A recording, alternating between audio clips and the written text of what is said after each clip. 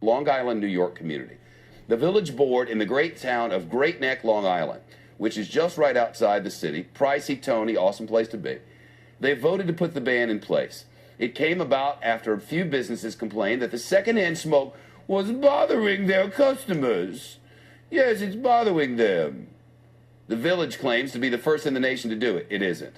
Calabasas, California, there are a lot of places out in California, so relax. But if smokers ignore the rules, they could face a $1,000 fine, even jail time. You go, Great Neck. The problem is the village has no police to enforce this thing. That's which is a little bit of a thing. They're trying to leave it up to parking enforcement officers. With us now, former prosecutor Masha Saidi and criminal defense attorney Thomas Pardo. Masha, how far can the government go?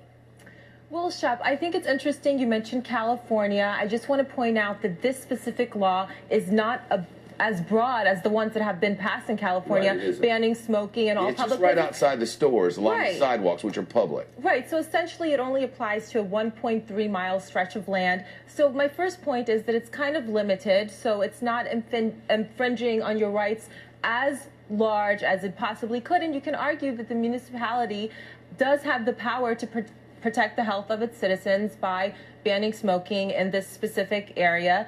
Also, this is what the people of Great Neck wanted. So many of them complained. Not every one of them.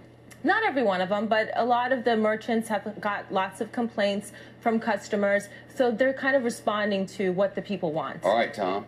Well, let's be clear. This law has nothing to do with protecting people from secondhand smoke. And I'm not saying that either. Come on. I challenge anybody to produce a study that says a person smoking a cigarette in the open air on the sidewalk is harming anybody besides themselves. Can't do it. What this is about is the government telling adults, well-informed adults, the risks of smoking have been known for a long time, how to live their lives. And it's one in a series of laws that we've seen enacted in the country, or we've seen people try to enact, where government comes in and they act like your parent. And they say, I'm going to tell you, Tom Pardo, how to live. You can't decide for yourself whether or not to smoke a cigarette or have that salty French fry or have that trans fat. And it goes to the core of what it is to be American. And I believe it's antithetical to what our country stands for. It's a bit of a money grab, too. $1,000 for lighting up on the sidewalk. That's pretty good change if you can get it, isn't it?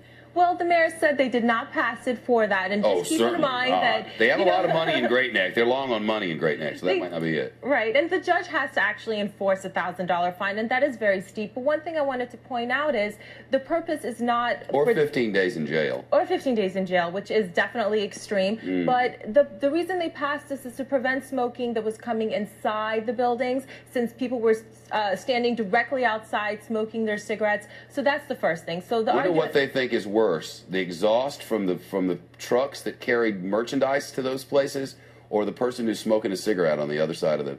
I wonder which they think is worse. That's a good point, Shep, but also maybe they should also ban dogs, because some people are allergic to dogs. What if they did that? I'm allergic to cats. See, well, see no cats on leashes now in Great Neck. But I just want to point out how you're not allowed to drink in public. There's a ban on open containers. That's true. You can argue that, drinking is not as dangerous to bystanders as smoking, possibly. So I think that, there seems to be, we have the ability to take away certain rights. You can't drink.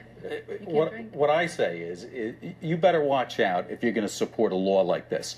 You may be tempted, if you're not a smoker and you don't like the smell of cigarette smoke when you walk down the street, to get behind this.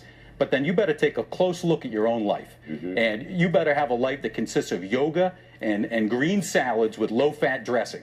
Because sooner or later, somebody's going to decide that something you're doing is not healthy, it's going to fall out of favor, and they're going to vote to ban that. What about people who come from cultures where taking a shower every day is not what you do? Like you only take a shower every 3 or 4 days. There are a lot of those cultures. Around here, we call that stinky. I'd rather not have stinky, but I live with stinky. It's fine.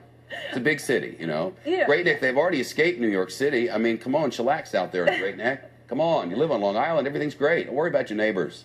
But Care yourself.